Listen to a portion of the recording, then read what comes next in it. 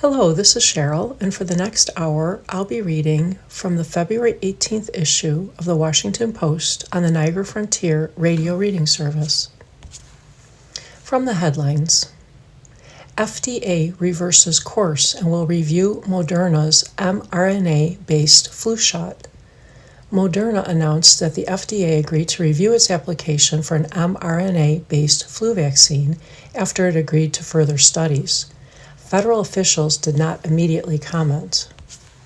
By Rachel Robine. The Food and Drug Administration has reversed course and agreed to review Moderna's application for the first mRNA-based flu vaccine under a revised approach, the company announced Wednesday.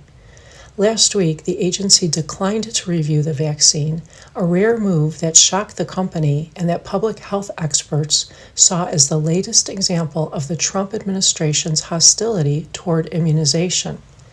Federal health officials argued that Moderna lacked an adequate and well-controlled study and should have used a high-dose flu shot for adults 65 and older in a large clinical trial. The company met with the FDA and proposed seeking full approval for the vaccine for adults 50 to 64 years of age and accelerated approval for adults 65 and older, along with a requirement to further study the vaccine in older adults, according to Moderna. We appreciate the FDA's engagement in a constructive Type A meeting and its agreement to advance our application for review, Moderna CEO Stéphane Bancel said in a statement. Pending FDA approval, we look forward to making our flu vaccine available later this year so that America's seniors have access to a new option to protect themselves against flu. If approved, the vaccine could be on the market for the next flu season. The target date for completing the review is August 5th. The Department of Health and Human Services did not immediately respond to requests for comment. mRNA vaccines are faster to develop than traditional vaccines, but Health Secretary Robert F. Kennedy Jr. and other health officials in the Trump administration have criticized the use of the technology for respiratory virus immunization and have pulled federal funding for mRNA research, including for flu vaccines. This is a developing story and will be updated. And continuing from the headlines, GOP congressman who says he supports dogs over Muslims faces calls to resign.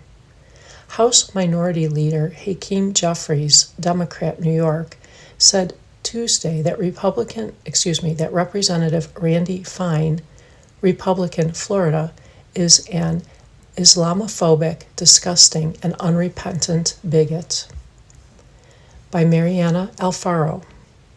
Democrats are demanding that Representative Randy Fine, Republican, Florida, resign or face disciplinary action after making an anti-Muslim social media post in which he suggested that he would choose dogs over Muslims.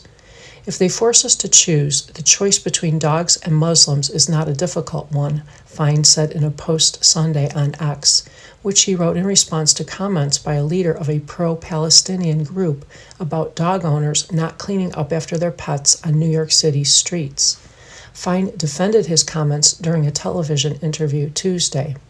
In response, House Minority Leader Hakeem Jeffries, Democrat, New York, said Tuesday that Fine is an Islamophobic, disgusting, and unrepentant bigot. Jeffries said it is unacceptable that House Speaker Mike Johnson, Republican, Louisiana, and other House Republicans have not forcefully criticized Fine, who has a history in his short tenure in Congress of making Islamophobic comments. Fine needs to be held accountable, Jeffries said. Jeffries said House Democrats will not let the racist and bigoted behavior of Randy Fine go unchecked, and suggested the party could take disciplinary action if they take over control over the chamber in the November midterms, if not sooner.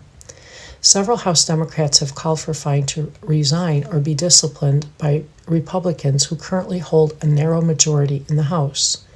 This is genuinely one of the most disgusting statements I have ever seen issued by an American official, Representative Alexandria Ocasio-Cortez, Democrat, New York, said on X. It should not stop shocking us that the Republican Party openly embraces this.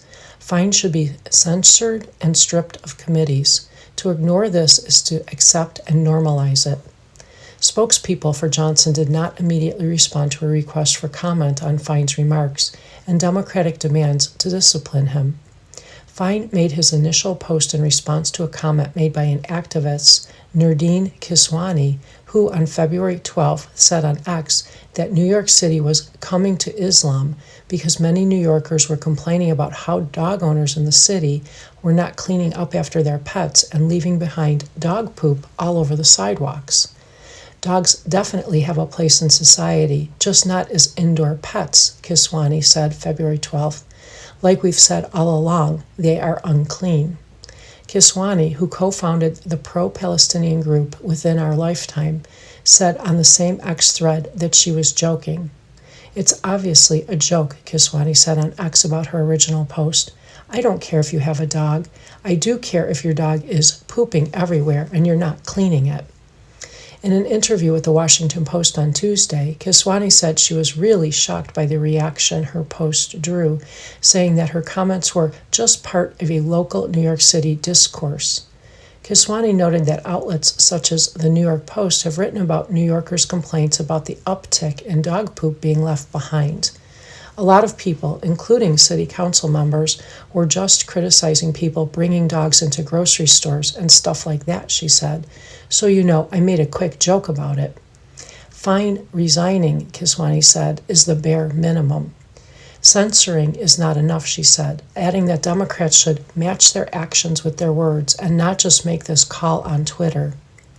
Kiswani's explanation on X appeared not to sway Fine, who said in an interview with Newsmax that his post was in response to a major Muslim leader saying dogs should be forbidden from New York City because to some Muslims it bothers them. Well, if they're going to make us choose between our dogs and them going home, the choice is easy, Fine said, doubling down. Fine, who arrived in Congress last year after winning a special election, has drawn criticism from other anti-Muslim and anti-Palestinian comments. In July, he said Gazans should starve away until Israeli hostages were released. In December, Fine called for the mass expulsion of Muslims from the United States. It's time for a Muslim travel ban, radical deportations of all mainstream Muslim legal and illegal immigrants, and citizenship revocations wherever possible, Fine posted on social media at the time. Mainstream Muslims have declared war on us. The least we can do is kick them the hell out of America. From the business section, why it's becoming so expensive to buy a car in America. Prices are at record highs. More loans are going bad. It's not an easy time to afford a new car in America. By Todd C. Frankel. It can be a shock shopping for a new car these days. The pandemic shortages are over. Dealer lots are stocked. Customers can find the colors and options they want.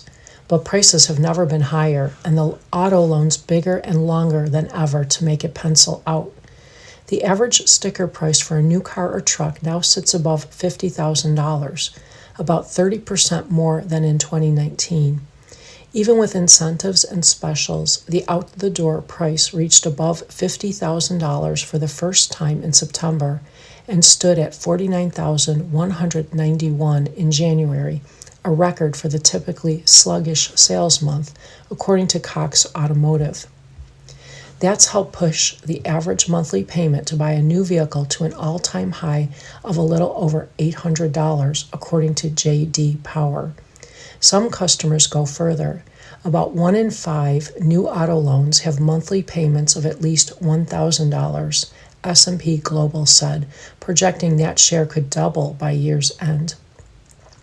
We are approaching a threshold that a lot of people don't want to go over, said Patrick Manzi, chief economist at the National Automobile Dealer Association. The auto industry is increasingly worried how much more consumers can take. Signs of stress are growing. Severely delinquent auto loan rates have soared to levels last seen during the pandemic shutdown. Affordability was a buzzword at the 2026 North American Dealers Association conference in Las Vegas earlier this month. and there is growing talk about the need for automakers to offer more budget-friendly vehicles, especially when little relief is to be found in the used car market, with average prices of about $25,000. There is no doubt that affordability is front of mind, said Mike Manley, chief executive of AutoNation, one of the nation's largest auto retailers, speaking to analysts on an earnings call earlier this month. The question that the industry is asking, said Tyson Jomini, senior vice president at J.D. Power for automaker data and insights, is there a breaking point where you just push prices past what the average consumer can afford? Sales remain strong for now. Automakers are coming off their best year since the pandemic, selling 16.2 million vehicles in the United States. But sales are projected to slump to 16 million this year, according to NADA. One big change is that car makers have largely abandoned entry-level vehicles in recent years. The last car with an asking price under $20,000, the subcompact Nissan Versa at 17,390, ended production in December. Other affordable subcompacts have disappeared in the last couple of years, such as the Mitsubishi Mirage, Kia Rio, Hyundai Accent, and Chevrolet Spark. Americans just don't want them, said Jessica Caldwell, head of insights at Edmunds, the car buying research company. They want SUVs and crossovers. A decade ago, the American market was about evenly split between cars and light trucks. Today, the light truck category, which includes SUVs, makes up about 8 in 10 of sales. Crossover SUVs, such as the Honda CR-V, account for nearly half of the vehicles sold. Under $30,000 is the new threshold for affordability, said Manzi of NADA. That really surprises many consumers who might buy a new car every 6 to 8 years. It's not something you shop for every day, and so you come back a few years later and get real sticker shock, said Aaron Keating, executive analyst at Cox Automotive. It's a common complaint, said Caldwell. That's what we hear from so many customers, she said. People don't like it. They're not happy with how much cars cost. Affordability was cited as the biggest obstacle for people who plan to buy a car in the near future, according to a survey recently released from credit reporting agency TransUnion. Automakers have managed to pay less attention to the entry-level market because luxury vehicles with higher profit margins continue to sell. The U.S. economy has seen a widening divide between the fortunes of its top earners and everyone else, creating the so-called K-shaped economy, and cars are no exception. At the end of last year, vehicles priced over $70,000 were staying about the same amount of time on dealer lots as cars under $70,000, and buyers with household incomes above $150,000 accounted for 29% of all car purchases, up from 18% in 2020. Wealthier customers are driving this, Manzi said. New car buyers are also getting older, another sign of rising costs. Nearly half of all new car registrations last year came from people 55 and older, according to S&P Global data. A buyer's average age was 51, according to J.D. Power. It was 50 before the pandemic. 25 years ago, the average buyer was a little over 43 years old. Meanwhile, the other end of the car buying market appears to be struggling. The average auto loan now runs for 68.8 months, more than 5 years. A growing share of auto loans now go for 84 months or longer. These 7-year loans made up 11.7% of the market last year, nearly double the share in 2019, according to J.D. Power. We've already pushed things pretty far, Jomini said. How much further can they go? Bad auto loans are becoming more common. The share of auto loans that were 90 days past due, known as severely delinquent, reached 8.6% early last year, levels last seen briefly in 2020 and then after the 2008-2009 financial meltdown, according to Federal Reserve Bank of Philadelphia data. The growth in bad loans is from borrowers with low credit scores. That's that K-shaped economy. That's kind of the reality, Manzi said. Wages haven't kept up. Vehicle prices have surged, even though car makers have been absorbing most of the cost of President Donald Trump's tariffs, auto analysts said. It's unclear how much longer they can do that. At some point, we'll have to see tariff price increases, Caldwell said. U.S. automakers also need to tackle affordability if they hope to keep out ultra-low-cost Chinese car manufacturers, said Keating of Cox Automotive. Auto analysts didn't think the United States would welcome these foreign car makers anytime soon, but Canada recently relaxed its tariff rules for Chinese electric vehicles. U.S. automakers are slowly starting to pay attention to pricing. Chevrolet has been touting its Trax crossover, which starts at $21,700. Car and Driver recently named the 2026 Trax its best crossover SUV. It shows that it can be done, Jomini said. The Ford Maverick pickup, which looks like a baby version of the Ford Ranger, starts at $28,145. And Ford announced earlier this month that it planned to offer several more vehicles under $40,000 by 2030. Honda is also evaluating its lineup.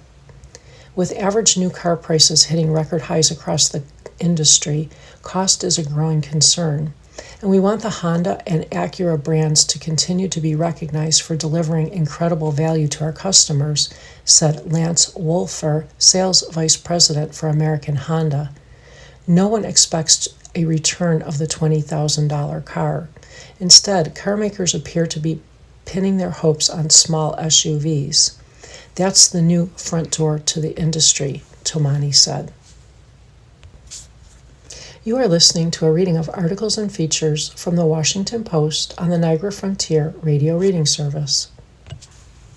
From the National section. What 42 massive and decaying presidential heads say about America. Crowds flock to see the sculptures in a muddy field. Their responses to the crumbling dignitaries are surprisingly tender and even patriotic. By Danielle Paquette. Croker, Virginia.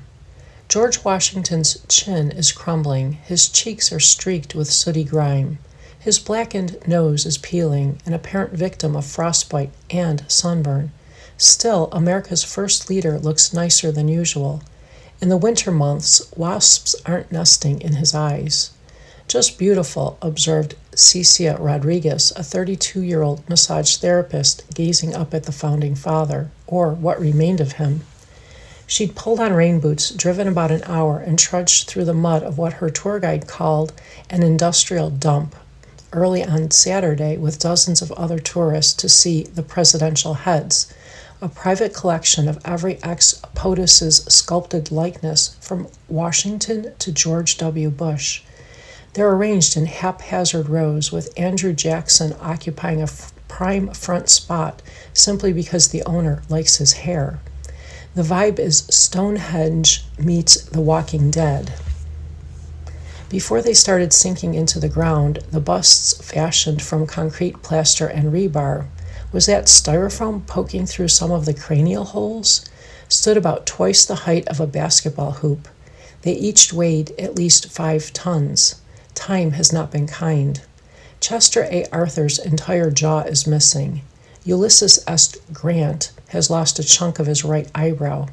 And Franklin D. Roosevelt was scalped in transit, the tour guide noted, by a Route 199 overpass. These commanders-in-chief weren't supposed to spoil. They were carved with patriotic love by a Texas sculptor who studied in Paris under a French modern master.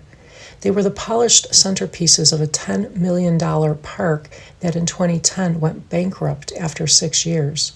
Not enough admirers wanted to see them back when they were pristine. Now the wait list stretches into the hundreds. Demand didn't spike, their owner said, until the heads were rotting. Not that their misfortune attracted haters, quite the opposite. In the wreckage, guests said they could see their country and themselves with more tenderness than judgment. That one's me, a 20-something chirped at jawless Arthur. Rodriguez didn't mull the symbolism when she learned about the spectacle on Facebook.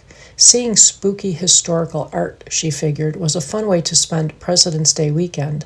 Up close, though, the oddities stirred something familiar. She thought of the America she loved, her clients, who came from everywhere with stiff necks and bad backs, the nurses, teachers, soldiers, and everyone else on her massage table, resting up to go at it again. "It's the imperfections for me," she said. The late sculptor David Adikis was an Army veteran who wanted his stony visages to gleam. On an early aughts trip to Mount Rushmore, he contemplated the granite mugs of Washington, Jefferson, Roosevelt, and Lincoln and thought, why stop at 4?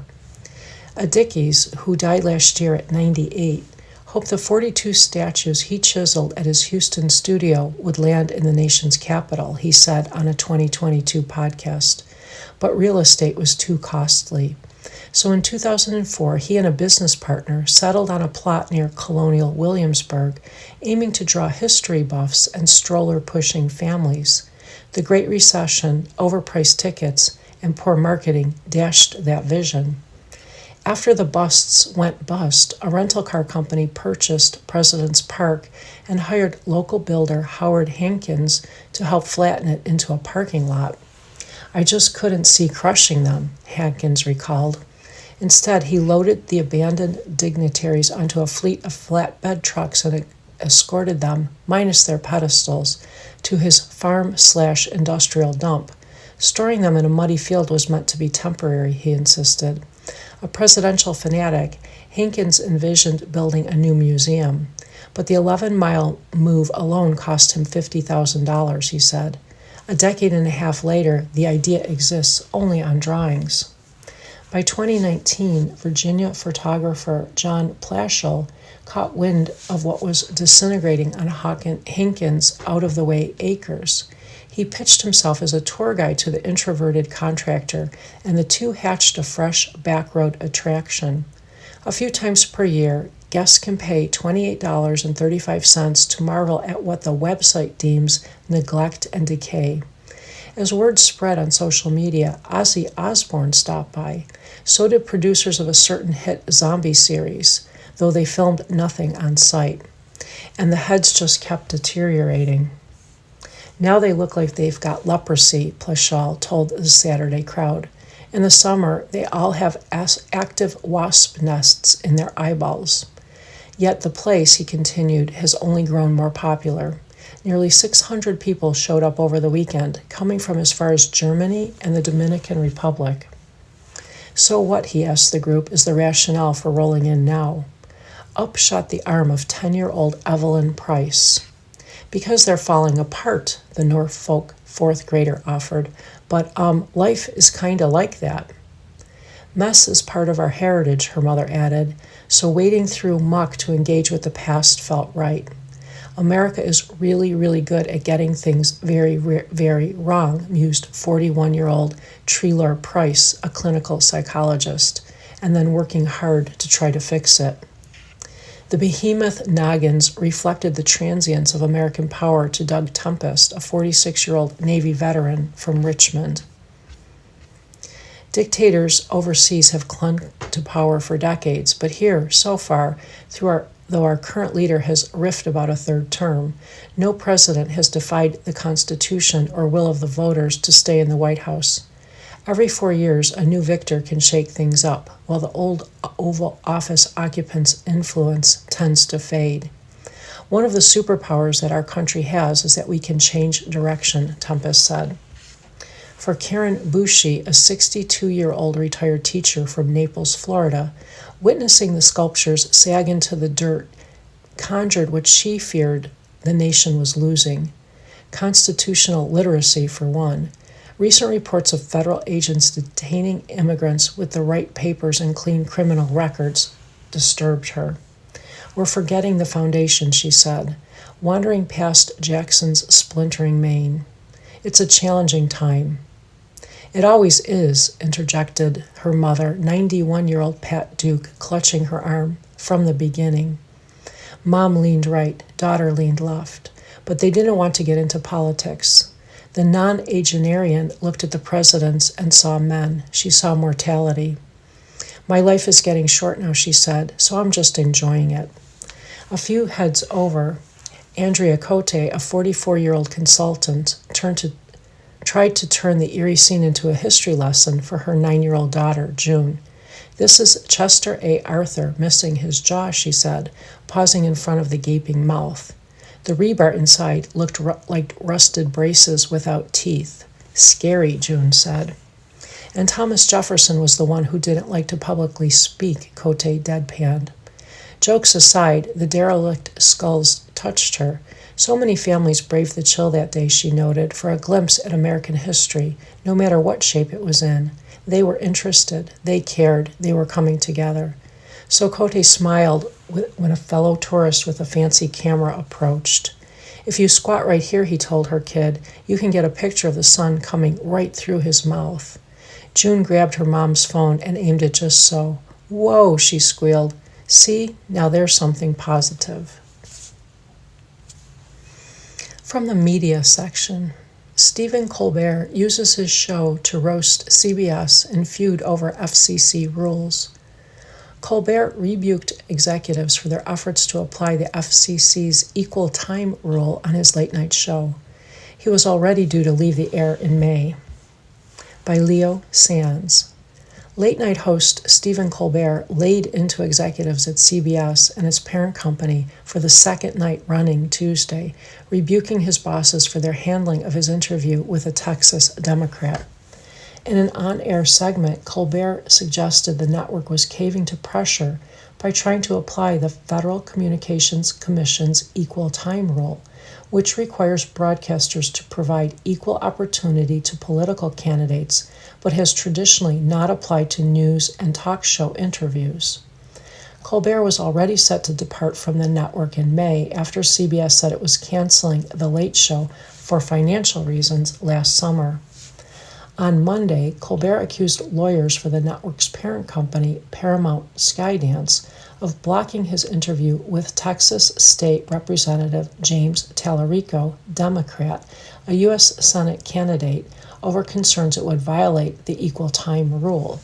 CBS pushed back against that account in a statement Tuesday, suggesting its executives hadn't prohibited the interview, but instead had informed Colbert of legal guidance that it could trigger the FCC equal time rule. Last month, the FCC said it would require network talk shows to offer equal airtime to all candidates intending to run for the same office, changing course on a long-running policy and resurfacing free speech concerns. Colbert's interview with Tallarico was posted on the show's YouTube channel, where it has so far received more than 5 million views. The CBS statement rankled Colbert. In his show Tuesday, he told his audience that he had never before been asked to abide by the equal time rule in over 2 decades of hosting late-night shows. "I was ready to let the whole thing go until a few hours ago," he said, holding up CBS's statement. "This is a surprisingly small piece of paper considering how many butts it's trying to cover," he said, also criticizing the company for publishing it without consulting him first. "For the record, I'm not mad. I really don't want an adversarial relationship with the network," he continued. "I'm just so surprised that this giant global corporation would not stand up to these bullies." Colbert then likened the statement to dog poop, crumpling the paper and scooping it into a bag to audience cheers. Neither CBS nor Paramount Skydance immediately responded to emailed requests for comment early Wednesday. In the past year, FCC Chairman Brendan Carr has remolded the federal agency into a speech enforcer, tackling perceived liberal bias in the media industry. Under his leadership, the FCC has investigated media companies, threatening those that do not abide by rarely enforced rules and invoking little-known policies, such as its controversial news distortion policy. Last year, Carr drew bipartisan criticism for his comments suggesting the FCC could take action against another late-night host, Jimmy Kimmel, for his comments in the wake of the killing of conservative activist Charlie Kirk. In the public notice issued by the FCC last month, the agency asserted that daytime and nighttime talk shows would have to apply for exemptions to the equal time rule for each program. Importantly, the FCC has not been presented with any evidence that the interview portion of any late-night or daytime television talk show program on air presently would qualify for the bona fide news exemption, it said. At the time, the FCC's lone Democrat, Anna M. Gomez, called the notice misleading. On Tuesday, she suggested the FCC did not have the legal authority to pressure broadcasters for political purposes. Last summer, the FCC gave a green light to an $8 billion deal for David Ellison's Skydance to buy CBS parent company Paramount. The FCC did not immediately respond to a request for comment early Wednesday. You are listening to a reading of articles and features from the Washington Post on the Niagara Frontier Radio Reading Service. From the Opinion section by Theodore R. Johnson. It took 1 year for Black MAGA to crater.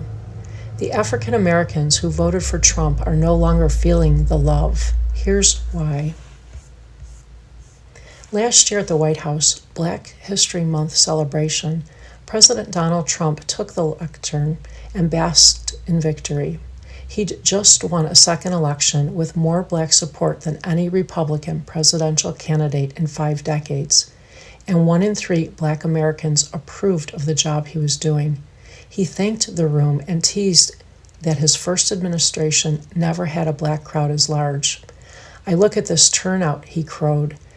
"This is just love in the room." Today, however, new polling among Black Americans suggests the love is gone.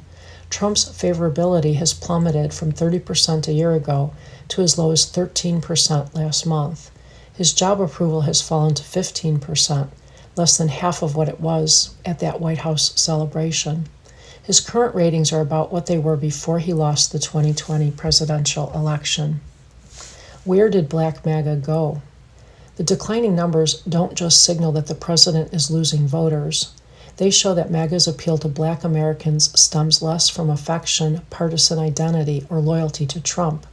Instead, their support primarily rests on 2 pillars: successful implementation of policies they can point to with pride, and a sense of belonging to a movement that outweighs racial differences within it.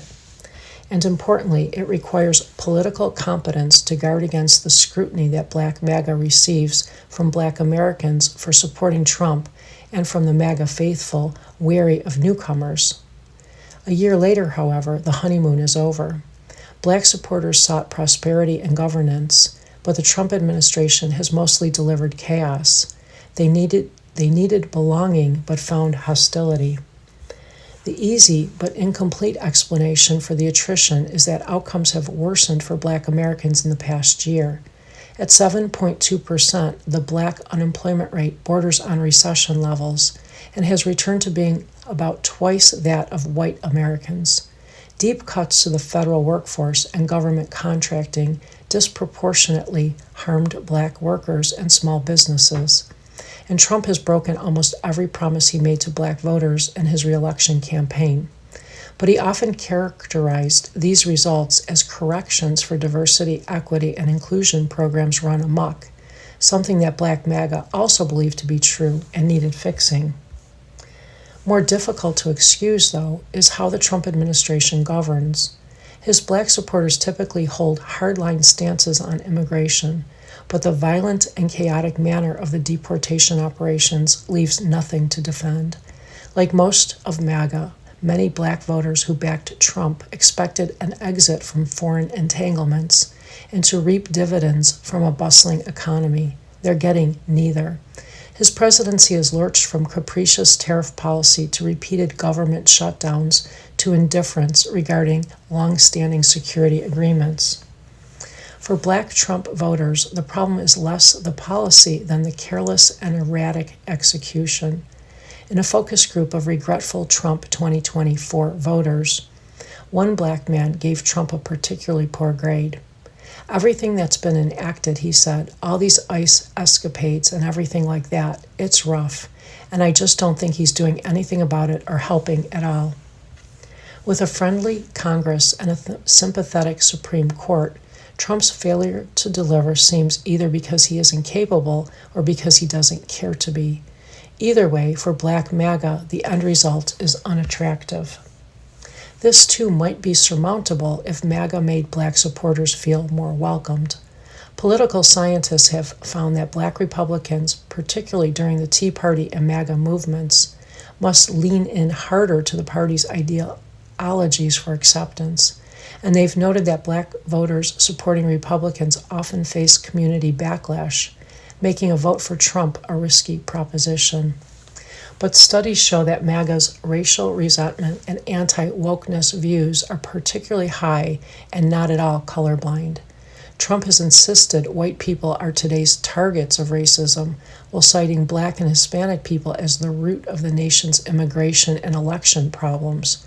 And the administration is removing Black history exhibits while planning to install a statue of Christopher Columbus in front of the White House. We love the Italians, Trump remarked at a signing ceremony for a Columbus proclamation. Trump began Black History Month this year not by holding another White House celebration, but by posting a racist video to social media of Barack and Michelle Obama.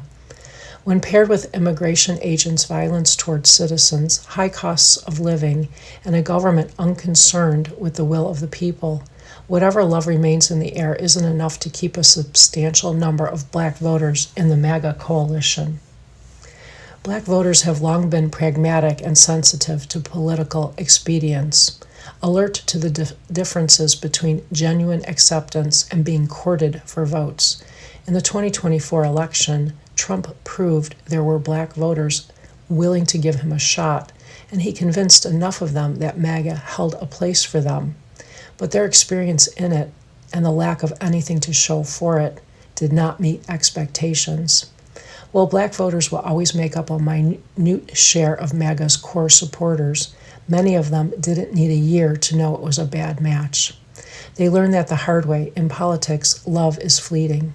Respect and belonging, along with results, are why coalitions last. And continuing from the opinion section, why the EPA's emissions reversal is the responsible decision. The climate challenge is more nuanced and manageable than the agency once assumed. By Stephen Koonin. Stephen Koonin, former Undersecretary for Science in the Energy Department, is a senior fellow at the Hoover Institution and author of Unsettled: What Climate Science Tells Us, What It Doesn't, and Why It Matters. The Environmental Protection Agency's decision to rescind its 2009 endangerment finding, the basis for government regulation of greenhouse gas emissions, has unsettled many who see it as a retreat from climate responsibility. It isn't. Human carbon dioxide emissions are warming the planet, and the consequences deserve serious attention. But the scale and pace of decarbonization, how fast, how far, and at what cost it should occur, have become defining questions for the U.S. economy and society. Those questions are too consequential to be settled by executive agencies acting on outdated assumptions. They belong to Congress. The original finding rested on two premises: that greenhouse gas emissions posed an imminent threat to public welfare, and that rapid economy-wide decarbonization was both necessary and feasible. But the subsequent 15 years of scientific progress and real-world energy experience have reshaped our understanding of climate risk and of what an energy transition at speed and scale entails. Climate science today is more sophisticated than it was in 2009. According to United Nations climate assessments, Long-term increases have not been detected in most categories of extreme weather, and the current climate is hardly broken. Contrary to popular perception, heat waves across much of the United States are less common than in the mid-20th century, while cold extremes have moderated.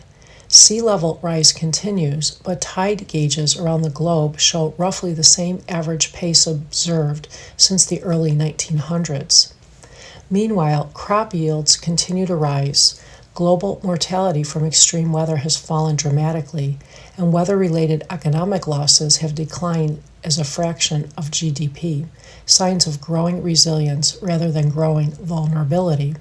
Just as important, the most extreme scenarios of future warming, once widely cited in public debate, have been steadily moderated.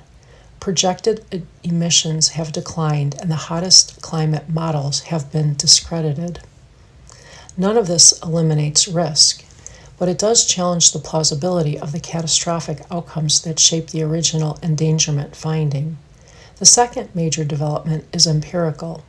The world has spent the past decade trying to decarbonize rapidly. The results have been sobering. According to a 2024 article in Science magazine, only about 4% of roughly 1,500 mitigation policies across dozens of countries have produced a detectable reduction in emissions. Governments that once championed aggressive mitigation measures have delayed or scaled back their plans as high energy prices, deindustrialization, and political backlash have forced policymakers to confront the limits of regulatory ambition. Global emissions continue to rise despite trillions of dollars spent on mitigation. Coal, oil, and natural gas consumption are at record highs. Even the electric vehicle market, once the emblem of the climate movement, has stalled in North America, constrained by cost, uneven charging infrastructure, and consumer preferences. Global energy demand has been growing for decades, driven by economic development of the world's poorer nations and largely satisfied by fossil fuels. But the explosive growth of data centers and artificial intelligence is now boosting demand in developed countries. Analysts expect U.S. electricity demand to rise sharply in the coming decade. Meeting that demand with firm, reliable generation, natural gas or nuclear, will be essential and will complicate any attempt at rapid decarbonization. These realities are not due to either a lack of ambition or a failure of political will, much less a rejection of the science. They reflect the physical and economic constraints of modern energy systems. Energy policy must balance the energy trilemma: reliability, affordability, and emissions. Policies that over-prioritize emission reductions inevitably compromise the other dimensions. It is no coincidence that grid reliability and soaring electricity rates have become politically salient. Denial of real-world trade-offs is more pernicious than denial of climate change itself. The EPA's rescission reflects the convergence of these scientific and techno-economic realities, but it also reflects something more fundamental: the recognition that decisions of this magnitude, decisions that shape the nation's energy system, industrial base, and economic trajectory, require democratic legitimacy. The scale and pace of decarbonization are not narrow technical matters. They determine electricity prices, manufacturing competitiveness, transportation options, and the resilience of the grid. They influence national security and the country's ability to meet the anticipated surge in digital-era electricity demand. These choices should be made by Congress, where trade-offs can be debated openly and accountability is clear. The EPA's decision does not end climate action, it redirects it. Adaptation, strengthening infrastructure, improving water systems, modernizing agriculture, and protecting coastlines delivers immediate local benefits regardless of global emissions trajectories. Innovation, advances in nuclear energy, geothermal systems, energy storage, and new materials offers a long-term path to lower emissions without demanding wrenching economic or behavioral changes. That work, well underway in corporate, university, and government laboratories worldwide, must continue whether there is an endangerment finding or not. The changing climate remains a challenge, but the past decade and a half has shown the challenge to be more manageable, more nuanced, and more tightly intertwined with economic and technological realities than the EPA once assumed. Updating policy to reflect that reality is not abandonment, it is responsibility. You are listening to a reading of articles and features from the Washington Post on the Niagara Frontier Radio Reading Service. From the Personal Finance section. Will the IRS be disorganized this tax season? Here are 3 issues to watch. Given staffing shortages and new provisions from last year's legislation, you should file early and triple check everything. By Michelle Singletary. Every year at the start of tax season, the question is whether the chronically underfunded IRS will be a hot mess or whether things will be running fairly smoothly. This year, the IRS expects about 164 million individual returns to be filed by the April 15 deadline. Last year, before the Trump administration rolled back some gains, mainly staffing, things were looking better. About 104 million taxpayers received refunds, and those checks weren't small, averaging $3,167. More recent filing seasons have demonstrated meaningful improvement, National Taxpayer Advocate Erin Collins said in her annual report to Congress. As for how the current season is looking, Collins is optimistic and concerned. For the significant majority of taxpayers who file their returns electronically, who include their direct deposit information, and whose returns are not stopped by IRS processing filters, the process will be seamless, she said. However, the success of the filing season will be defined by how well the IRS is able to assist the millions of taxpayers who experience problems, she wrote, and that could encompass millions of folks. Let's just walk through some of the challenges that Collins sees for this tax season. Understaffing. The IRS started 2025 with about 102,000 employees and ended the year with about 74,000. A 27% reduction in virtually all IRS functions, including taxpayer services, Collins wrote. Here's an eye-popping observation from her report. The IRS generally receives over 100 million telephone calls and several million pieces of taxpayer correspondence each year. Although some of the open positions will be backfilled, the numbers will be smaller, and new hires generally need to be trained from scratch, Collins wrote. What a self-defeating move to cut customer service representatives who answer telephone calls and process taxpayer correspondence and casework. My advice? File as soon as you can, triple check all your math, and pack an abundance of patience if you need to contact the IRS. Refund delays. Last March, Trump issued an executive order calling on the federal government to reduce the number of paper checks it issues. As a result, refunds issued during the 2026 filing season will generally be delivered electronically as the IRS phases out paper checks, Collins said. However, this big push to go all digital might be a problem for many people who receive their refunds but don't have bank accounts. This transition is expected to disproportionately affect unbanked, underbanked, disabled, elderly, and other vulnerable taxpayers for whom paper checks have often been the only practical means of receiving refunds needed to cover basic living expenses, Collins wrote. About 5.6 million households don't have a checking or savings account, according to a 2023 Federal Deposit Insurance Corporation survey. On paper, pun intended, that makes sense. It costs more to mail a check than to deliver it electronically, and Treasury checks are 16 times more likely to be lost, stolen, returned, or altered than electronic payments, Collins pointed out in a blog post last year. Progress should not come at the expense of the most vulnerable among us, Collins wrote. For some taxpayers, paper checks are not just a matter of preference, they are the only option that respects their financial reality, geographic constraints, or religious convictions. If a filer doesn't provide a direct deposit account, the IRS will send a letter requesting the information or an explanation for an exemption. If there is no response to the notice and there are no other issues with the tax return, the refund will be released as a paper check after 6 weeks, according to the IRS. In an FAQ, the IRS said it will also provide alternative electronic payment methods, including payments via certain mobile apps and prepaid debit cards.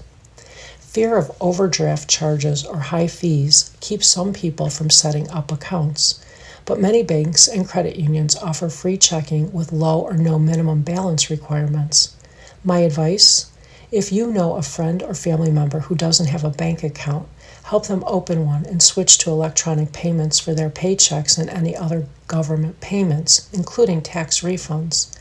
NerdWallet posted this week its list of the 10 best free checking accounts for 2026. The One Big Beautiful Bill Act. The major tax overhaul under the Trump administration will likely create one big headache for the agency and taxpayers. This Republican-backed legislation made more than 100 changes to the tax code, according to Collins. Some of the taxpayer-favorable deductions and benefits are subject to complex eligibility rules, income thresholds, and phase-outs that will be difficult for many taxpayers to understand and for the IRS to administer accurately during the filing season, she wrote.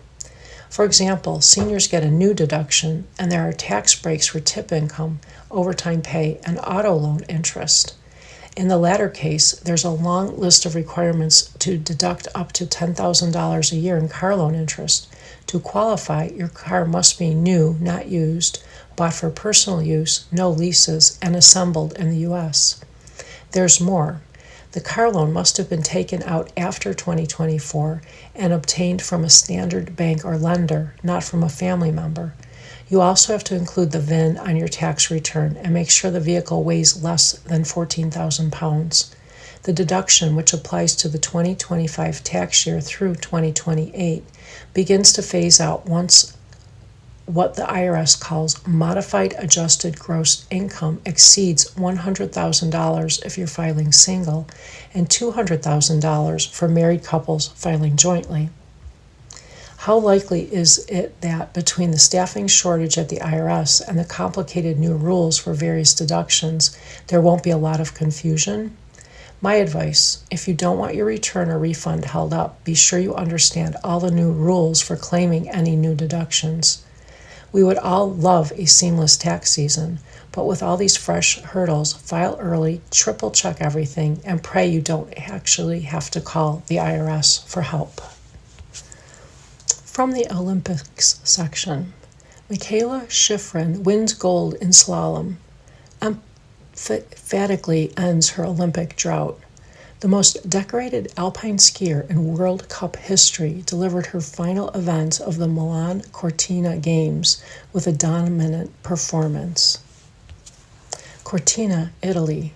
Mikaela Shiffrin, the most decorated alpine skier in World Cup history, emphatically put behind her recent Olympic woes on Wednesday, winning gold in slalom with a dominant performance at the Tofane Alpine Skiing Center. The victory in the final alpine event of the Milan Cortina Olympics not only gives Shiffrin 4 Olympic medals, but it also ties her with Julia Mancuso for the most medals for a female American alpine skier. Perhaps more importantly, though, the performance further secures Shiffrin's legacy as perhaps the best to ever compete in her sport. What a barroom debate that is, and leaves in the dust questions about whether the Olympics spotlight had become too much for her to handle. Those questions came after a shaky 2022 Olympics outside Beijing, which came not only at a period when Shiffrin was near her most dominant, but as the coronavirus pandemic was nearing its end. In those games, Shiffrin infamously failed to complete even the first run of slalom or giant slalom, her two best disciplines, and then couldn't complete the slalom log of the Alpine combined, an event that is no longer contested at the Olympics. She left with no medals, and the image of her sitting in the snow, pondering her fate at the side of a race course, was one of the lasting impressions of Beijing. Although there were countless ways to explain those disappointments, Shiffrin had COVID leading into the Games. The competition was held in a venue where the Eurocentric World Cup Tour had never visited, and on and on. The concerns dogged her here when she returned in an uncharacteristically slow slalom run during the team combined. Set up for a medal by teammate Breezy Johnson, the downhill gold medalist who skied the fastest downhill leg in the combined event, Shiffrin instead was the 15th fastest of 18 skiers to complete the course. The last time she finished 15th or worse in a World Cup slalom race, 2012. On Wednesday, she righted herself, and then some.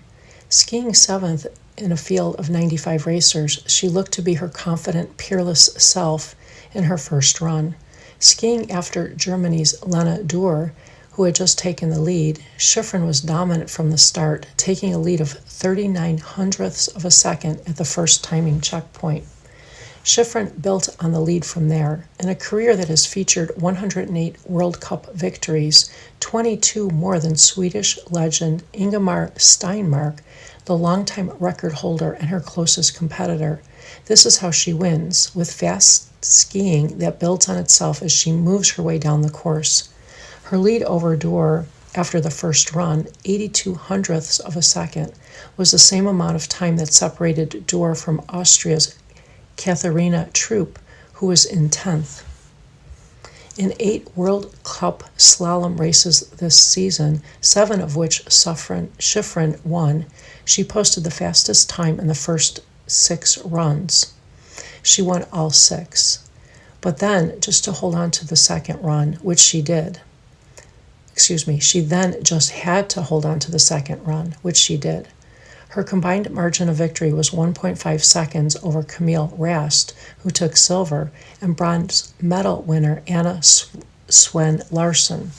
Shiffrin's victory gives the Americans 4 Alpine medals at these Olympics, joining Johnson's gold in downhill, a bronze for Paula Moltzan and Jackie Wiles in the team combined, and a silver for Ryan Cochran-Siegel in the men's Super G.